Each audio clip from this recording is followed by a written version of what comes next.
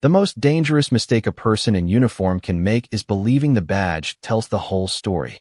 Rain rolled across Interstate 10 in slow gray sheets, turning the Louisiana highway into a mirror of flashing headlights and blurred taillights. Most drivers had eased off the accelerator, respecting the weather and the visibility. One black pickup truck, however, continued at a perfectly steady speed, never weaving, never rushing, never drawing attention, at least not until a patrol cruiser pulled out from the median. Officer Daniel Mercer watched the truck through narrowed eyes. "There," he muttered, flipping on the emergency lights. The blue and red reflections danced across the rain-soaked pavement. Beside him, Officer Ethan Brooks looked up from the mobile computer. What was the violation? Daniel kept his eyes on the truck. "I'll find one." Ethan hesitated. The answer wasn't what he expected. The pickup slowed immediately. Its turn signal blinked. Without hesitation, the driver guided the vehicle safely onto the shoulder, stopping well away from traffic. "No chase," Ethan said quietly. "No excuses either," Daniel replied. Rain tapped steadily against the windshield as both officers stepped out. The air smelled of wet asphalt and pine trees. The driver lowered his window before either officer reached the door. Inside sat a black man in his late 50s. His posture was straight. His hands rested calmly on the steering wheel. He wore a plain charcoal jacket over a simple button-down shirt. Nothing about him suggested wealth. Nothing suggested influence. Nothing suggested danger. Most of all, nothing suggested the rank he carried every single day. "Evening, officers," he said evenly. Daniel didn't return the greeting. "License and registration." The man nodded. "My wallet is in my left jacket pocket. Registration is in the center console." Daniel's voice hardened. "Don't move until I tell you." The man stopped immediately. "Understood." Ethan stood a few feet behind his partner, watching the exchange. The driver wasn't nervous. He wasn't argumentative. He wasn't trying to explain himself before being asked. He simply waited. Daniel leaned closer. "Name?" "Marcus Ellison." "Where are you coming from?" "A meeting." "What kind of meeting?" Marcus offered a faint smile. "A professional one." Daniel frowned. "You think that's funny?"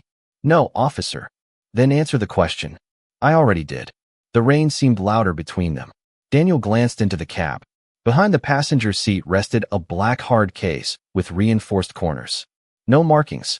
No labels. Military style. His attention immediately fixed on it. "What's in the case?" "Personal property." "What kind?" Marcus met his eyes without changing expression. "Items related to my work." Daniel noticed the careful wording. Not evasive. Not specific either. His suspicion grew. "Step out of the truck." Marcus looked at him calmly. "May I ask why?" "Because I said so." Marcus slowly released the steering wheel. "All right." He opened the door carefully and stepped into the rain. Even standing on the shoulder beside the truck, he carried himself with unusual composure. His shoulders remained square. His breathing never changed. Years of discipline had become instinct. Daniel circled behind him. "Hands behind your back."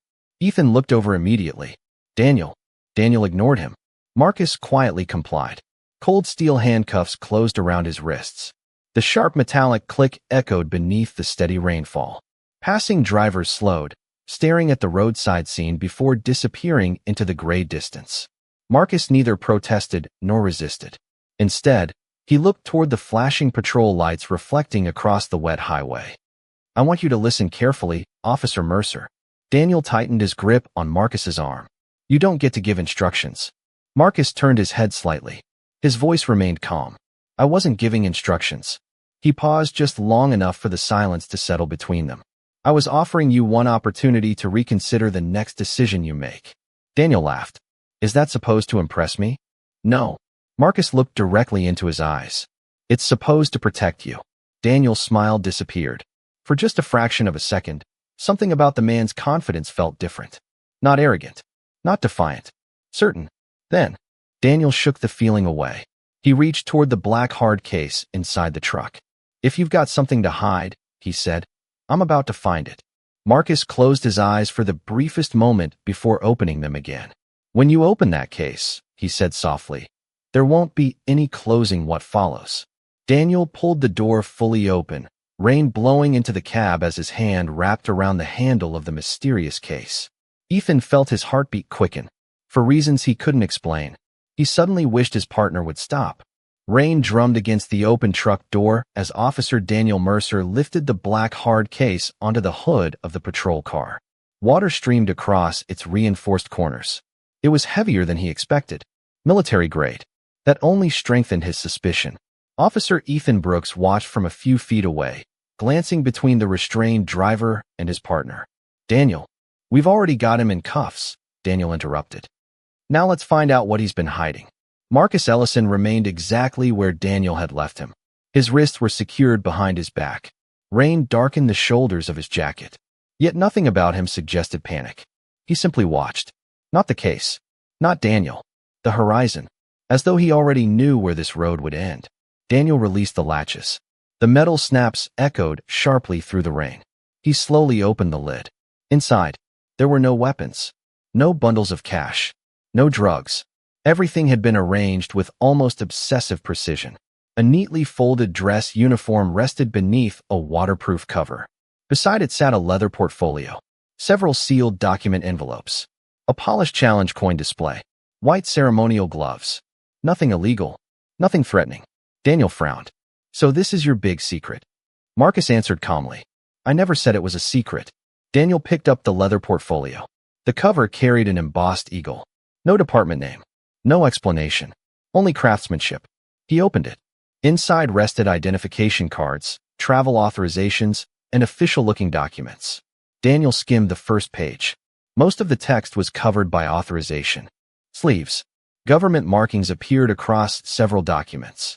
He snorted. Anybody with a decent printer could fake this. Ethan stepped closer. "They look pretty convincing." Daniel ignored him. His attention shifted to another compartment. There, protected inside a rigid presentation sleeve, rested a dark green credential holder. Daniel slid it free. Marcus finally spoke. "I would leave that where it is." Daniel looked up. "Why?" "Because once you remove it, your decisions become part of a much larger conversation." Daniel laughed. "Is that supposed to scare me?" "No." Marcus's expression never changed. "It's supposed to give you one final opportunity to slow down." Daniel flipped open the credential. For a brief second, his confidence paused. The credential didn't resemble anything issued by local police, nor state government. Its printing quality was flawless. The seal shimmered beneath the rain-filtered daylight. Embedded security threads crossed the laminated surface. Microprinting surrounded the border. Ethan leaned closer. "I've never seen one like that." Daniel snapped it shut. "Exactly." He looked toward Marcus. "Because it's fake." Marcus simply asked one question. "Did you examine it?" Daniel smirked. "Or did you decide?" The words landed harder than Daniel expected. He immediately reached for his shoulder microphone. "Dispatch." The radio crackled. "Go ahead. I need credential verification." "Agency." Daniel looked down at the unfamiliar identification again. For the first time since activating his emergency lights. He hesitated. "I." His voice slowed. "I'm not completely sure." Dispatch remained silent for a moment. "Read exactly what appears on the credential." Daniel rolled his eyes and reopened it. Rain splashed across the plastic cover. He carefully read every line exactly as printed. When he finished, nothing came back over the radio. Only static. Ethan frowned. "Dispatch." Another few seconds passed. Finally, the dispatcher returned. But the voice sounded different now. More deliberate. More cautious. "Unit 12. Daniel answered. "Go ahead. Stand by." "That's it. Stand by." Daniel's irritation returned. "I just need verification." The dispatcher ignored the request. Instead, another voice quietly entered the radio channel. One Daniel had never heard before. "Unit 12. Daniel straightened instinctively. "This is Communications Supervisor Grant." Ethan looked toward him. Supervisors never joined routine traffic stops. Grant spoke slowly. "Officer Mercer." Daniel answered. "Yes, sir." "Do not return the credential to its holder." Daniel glanced down. "Why not?" There was a pause. Then came a sentence that caused Ethan's stomach to tighten. "Because another agency has just requested that nothing inside that case be moved until they arrive." The rain never stopped. It washed over the flashing patrol lights, soaked the shoulder of the interstate, and muffled every sound except the steady hiss of passing tires. Officer Daniel Mercer lowered his radio slowly. "What does that even mean?" he muttered. Communications Supervisor Grant answered immediately. "It means exactly what I said. Do not move anything else. Daniel's jaw tightened. I'm standing in the rain over a traffic stop. No, Officer Mercer. Grant's voice remained calm. You are standing at the location of an active federal verification. The words lingered in the silence. Daniel looked toward Marcus Ellison. The handcuffed man hadn't changed his posture once. His shoulders remained straight. His breathing remained even. It almost looked as though he had expected every second of this. Ethan Brooks stepped closer. Daniel, maybe we should just wait. Daniel scoffed. For what? Neither officer had an answer. The dispatcher returned. Unit 12. Go ahead. You are instructed to remain on scene until further notice. Daniel rubbed rainwater from his forehead. I've got an arrest to process. Negative. My suspect is already restrained. Another pause. Then the dispatcher corrected him. Your detainee is currently under identity verification. The wording caught Ethan's attention. Not suspect. Not prisoner. Detainee. Even the language had changed. Daniel noticed it too. This is ridiculous. Marcus finally spoke. It usually feels that way when assumptions begin collapsing. Daniel looked at him. Sharply. You seem awfully confident. Marcus met his eyes. I'm simply patient. Daniel turned away. He refused to let the conversation get inside his head. Instead, he walked back to the patrol cruiser and opened the driver's door. The mobile computer chimed. A new message had appeared. Access request received. Status, federal. He frowned. I didn't send anything. Ethan leaned inside. Neither did I. Another notification appeared almost instantly. Local database access restricted. Contact supervising authority. Daniel stared at the screen. I've never seen that. Neither had Ethan. The computer usually returned information within seconds. Traffic citations. Driver's licenses. Outstanding warrants. Everything followed predictable routines. This didn't. The radio crackled again. Unit 12. Daniel answered. Mercer, you are no longer authorized to conduct additional searches of the vehicle. Daniel blinked. Excuse me. Leave the vehicle exactly as it is. Under whose authority? Silence. Then a new voice entered the channel. Older. Measured. Confident. This is Colonel Stephen Harris, Department of Defense Liaison. Both officers froze. The title alone changed the atmosphere. Colonel Harris continued. You will preserve the scene until designated personnel arrive. Daniel struggled to understand. Colonel, nobody has told me who this man is. You have been told everything necessary for the moment. Daniel's frustration boiled over. With respect, sir, I made a lawful stop. No one has challenged your authority to conduct a traffic stop. The colonel paused. What is now under review? His voice became noticeably firmer. Is everything that happened afterward? Daniel felt the words land like cold steel. For the first time that afternoon, uncertainty replaced confidence. Ethan glanced toward Marcus again. The man still stood quietly beneath the rain. Handcuffed. Unmoved. Not triumphant. Not angry.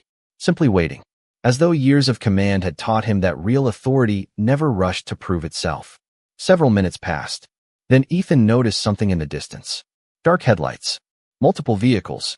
Traveling together. No emergency. Lights. No sirens. Just disciplined spacing. Daniel followed his gaze. The convoy emerged through the curtain of rain, moving with deliberate precision. Neither officer spoke. Something about the approaching vehicles made the entire highway shoulder suddenly feel much smaller. Marcus watched them arrive without the slightest hint of surprise. Then, almost too quietly to hear over the rainfall, he said, "They're earlier than I expected." The convoy slowed with remarkable precision. 4 black SUVs emerged from the curtain of rain, maintaining perfect spacing as they rolled onto the highway shoulder. No sirens. No flashing emergency lights. Only disciplined movement. Every driver stopped at exactly the same moment. Every engine shut down almost simultaneously. Officer Daniel Mercer had seen federal vehicles before. These felt different. Nothing about them suggested urgency. Everything about them suggested control. Ethan Brooks swallowed quietly. Daniel, I see them. Neither officer moved. The rear door of the lead SUV opened. 2 uniformed military police officers stepped onto the wet pavement. They did not acknowledge Daniel. They did not approach the patrol car. Instead, they immediately established a quiet security perimeter around the scene. No weapons were drawn. No voices were raised.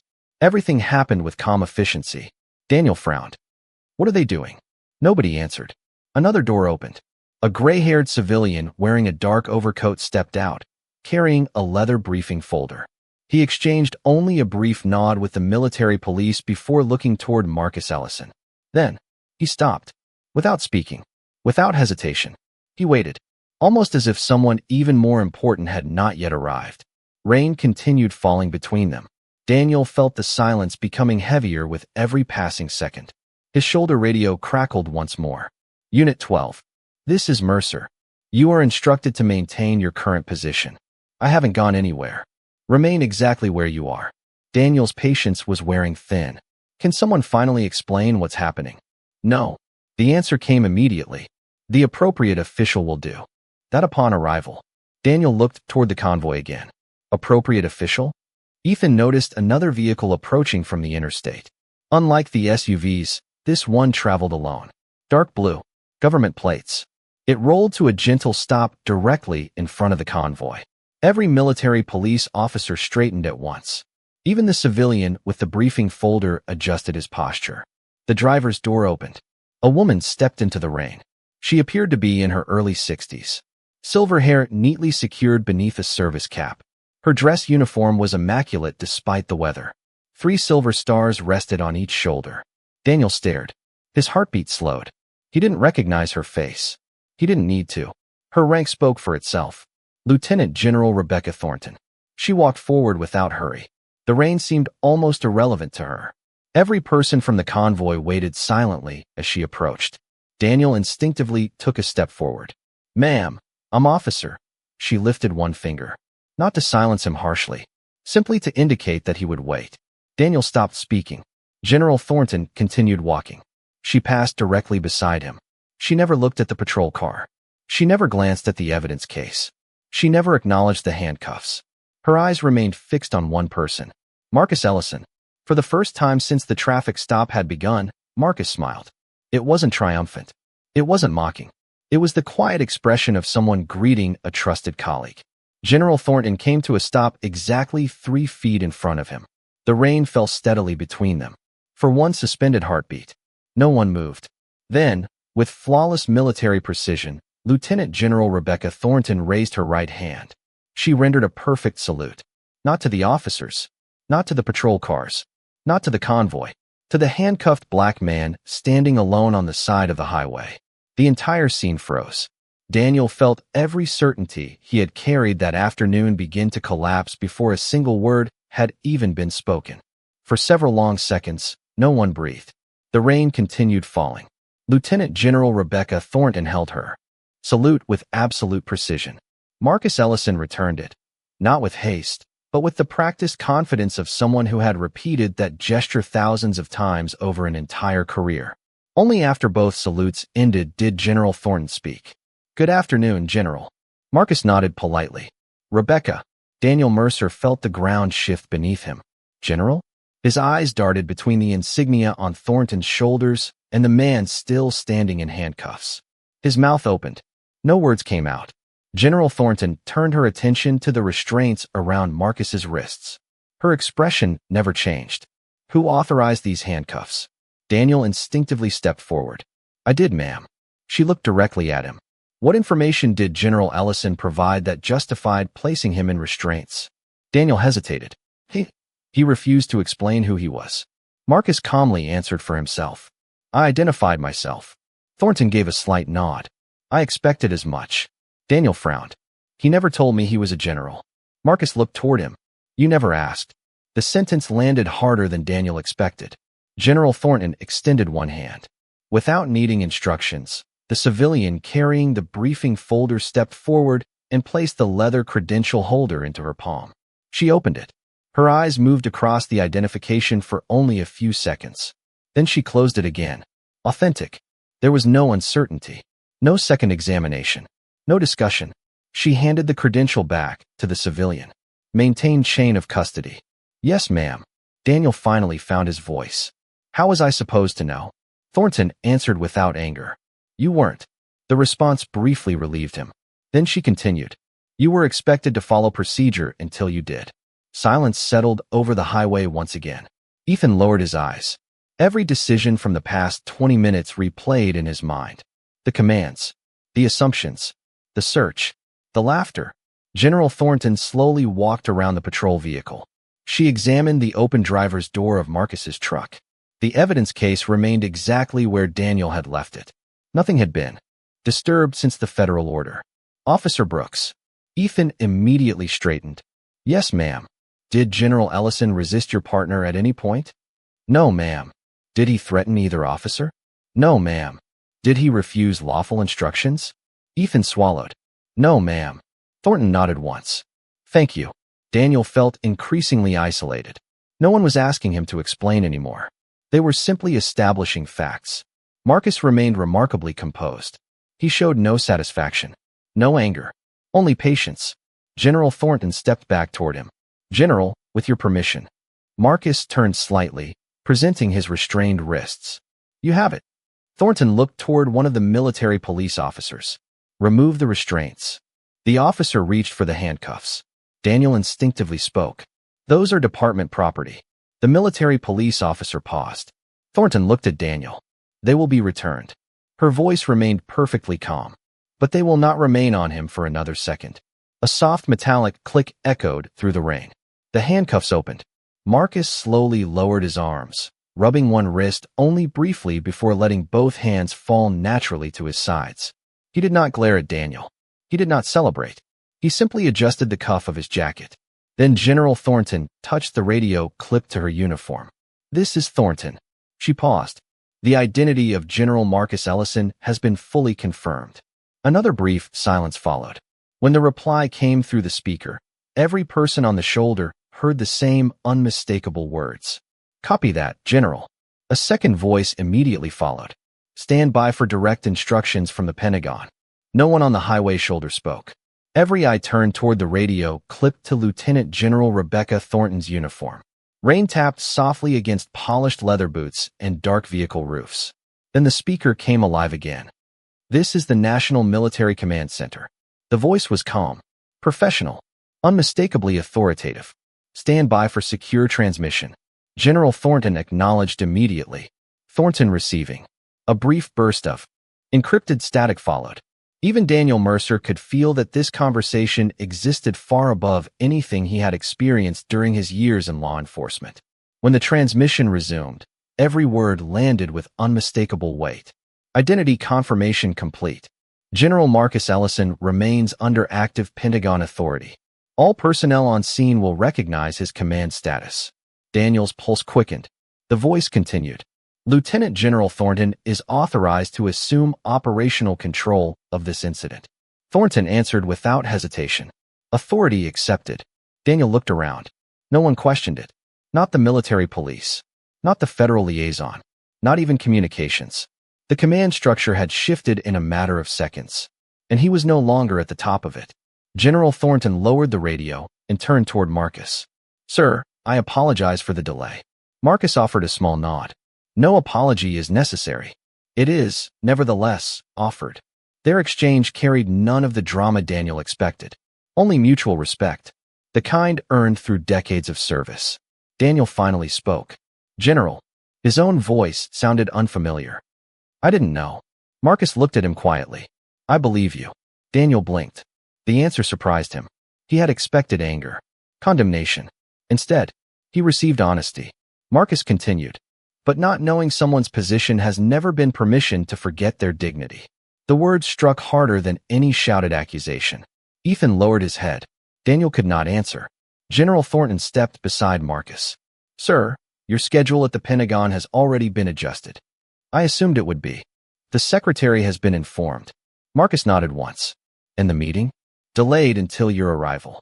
Daniel stared. An entire Pentagon meeting. Waiting for the man he had handcuffed beside a highway. The realization settled over him with crushing force. The military police officer approached carrying Marcus's leather portfolio. He presented it with both hands. Your documents, sir. Marcus accepted them. Thank you. Every interaction followed strict military courtesy. Every movement reinforced the same truth. This was no ordinary officer. No retired veteran. No honorary official. He was someone whose authority extended into rooms Daniel would never enter. General Thornton faced the assembled personnel. From this moment forward, All documentation regarding today's incident will be preserved. The civilian federal representative immediately opened his briefing folder. Military police activated body cameras. Another officer began photographing the location. Daniel watched in stunned silence. The traffic stop had transformed into an official federal review. Marcus slipped the credential back into its holder before looking once more at Daniel. His expression remained calm, almost compassionate. You believed authority came from the badge on your chest. He paused. It doesn't. His eyes briefly moved toward the patrol car. It comes from the discipline behind the person wearing it. No one interrupted him. No one needed to. Because every person standing in the rain understood that the greatest reversal had already happened. Not when the Pentagon confirmed his identity. Not when the convoy arrived. Not even when the salute was rendered. It happened the moment a man who possessed extraordinary authority chose restraint, while the man who believed he held all the power had quietly begun losing it. The rain had begun to soften. The hard downpour that had dominated the afternoon faded into a quiet mist, leaving the flashing patrol lights reflected across the wet pavement like fractured ribbons of red and blue. No one hurried anymore. The urgency had disappeared. Only accountability remained. Lieutenant General Rebecca Thornton accepted a secure tablet from the federal liaison. She reviewed its contents in silence before turning toward Officer Daniel Mercer. Officer Mercer. Yes, ma'am. The Department of Defense has completed its preliminary review of the events leading to this detention. Daniel stood motionless. His uniform suddenly felt heavier than it ever had before. Thornton continued. The review is procedural. She deliberately chose each word. It is not a criminal finding. Daniel nodded slightly. But it is an official review. It is. The distinction mattered. Marcus Ellison quietly observed the exchange. He neither interrupted nor influenced it. His role had never been to punish, only to tell the truth. Thornton looked toward the civilian federal representative. Please summarize the timeline. The representative opened his folder. Vehicle stop initiated without articulating a confirmed violation. He turned one page. Driver remained cooperative throughout the encounter. Another page. Identity documents were questioned but not professionally verified before custodial decisions were made. He looked toward Daniel briefly. Subject was restrained despite full compliance. Each sentence landed with clinical precision. No accusations. Only facts. Facts, Daniel realized, could become heavier than opinions. The representative closed the folder. Those findings will be forwarded through both departmental and federal channels. Daniel swallowed. I understand. Marcus finally stepped forward. Only one pace. No more. He addressed Daniel directly. When I first spoke to you today, Daniel looked up. I offered you an opportunity to reconsider. You did. I wasn't asking for special treatment. Marcus's voice remained calm. I was asking for professional restraint. Daniel's shoulders lowered. For the first time all afternoon, there was no defensiveness left inside him. I see that now. Marcus studied him for a moment. You know what the most dangerous assumption in any uniform is? Daniel quietly answered. Thinking the badge makes you right. Marcus gave a faint nod. It convinces people they no longer have to listen. Silence settled over the group. Even Ethan Brooks seemed changed. The rookie stepped forward. General. Marcus turned toward him. Yes, officer. I'm sorry I didn't speak up sooner. Marcus's expression softened. You questioned what was happening. I should have done more. You'll remember next time. Those 5 words carried something far more valuable than condemnation. They carried expectation. General Thornton looked toward Ethan. That lesson may become the most important day of your career. Ethan nodded silently. Daniel looked at Marcus once more. I owe you an apology. Marcus answered almost immediately. You owe the profession your improvement. The statement lingered in the cool afternoon air. Because apologies could acknowledge the past. But discipline shaped the future. General Thornton closed the secure tablet. The Pentagon requires no public spectacle. She glanced across the assembled personnel. It requires accurate reports. Every federal representative nodded. Marcus reached for the handle of his truck door. Before climbing inside, he looked back one final time. Not with anger. Not with triumph. Only with quiet conviction. The authority people notice first is rank. He paused. But the authority people remember. His eyes met Daniel's. Is character under pressure? No one answered. Because every person standing beside that lonely stretch of highway understood the same truth. The handcuffs had been removed from Marcus Ellison hours ago, but the weight of that afternoon would remain with Officer Daniel Mercer long after every uniform had gone home. The convoy departed as quietly as it had arrived. One by one, the black SUVs merged back onto the interstate, disappearing into the gray afternoon until only the patrol vehicles remained beside the rain-soaked highway. The silence felt unfamiliar, not empty, reflective. Officer Daniel Mercer stood beside his cruiser without moving. For the first time in years, he wasn't thinking about reports, procedures, or radio traffic. He was replaying every decision that had led to this moment. Every assumption, every interruption, every opportunity to stop and simply listen. Ethan Brooks quietly approached him. "You okay?" Daniel gave a slow, humorless smile. "No." He looked toward the highway where Marcus Ellison's truck had disappeared minutes earlier. "I think that's probably the point." Neither officer spoke again for several seconds. Finally, the dispatch radio broke the silence. "Unit 12. Daniel reached for the microphone. His voice sounded different now. "Go ahead. You are instructed to return to the station upon completion of your scene documentation." "Copy." There were no further instructions. No lectures. No dramatic suspension over the radio. Only a simple order to return. Daniel understood why. Some conversations belonged inside an office, not over public frequencies. Back at the station, the atmosphere changed the moment they walked through the front doors. Conversations slowed. Heads turned. Someone had already heard. No details, just enough. Captain Laura Whitmore stepped out of her office. "Mercer." "Captain." "My office." Daniel nodded once. He followed without protest. The office door closed quietly behind them. Whitmore placed a thin folder on her desk. "It arrived before you did." Daniel recognized the federal seal immediately. She remained standing. "I've served in law enforcement for 28 years. She looked directly at him. "I've learned that the worst mistakes rarely begin with bad intentions." Daniel remained silent. "They begin with certainty." The sentence echoed everything Marcus had said on the roadside. Whitmore continued. "The preliminary review doesn't accuse you of hatred." Daniel looked up. "It questions your judgment." That somehow felt heavier. She opened the folder. Body camera footage. Dispatch recordings. Federal communications. Military statements. She closed it again. "The facts will speak for themselves." Daniel slowly nodded. "I understand." Whitmore folded her hands. "I hope you do." Across the room, Ethan completed his own statement. He described every moment exactly as it had happened. No embellishment. No excuses. Only facts. Because facts were enough. Hours later, the station gradually emptied. Night settled over the city. Daniel walked alone through the nearly vacant parking lot. Rainwater still collected beneath the streetlights. He stopped beside his patrol car. The same badge rested on his chest. The same uniform. The same authority. Yet everything felt different. He remembered Marcus's final words. "The authority people remember is character under pressure." Daniel reached up and rested one hand on his badge. For years he had believed it represented who he was. Now he understood something far more uncomfortable. A badge could identify an officer. It could never replace integrity. Far across the city, General Marcus Ellison finally arrived at the Pentagon. The delayed meeting began without discussion of the traffic stop. Marcus never requested revenge, never demanded punishment. He simply continued serving. Because true leaders rarely spend their energy proving their authority.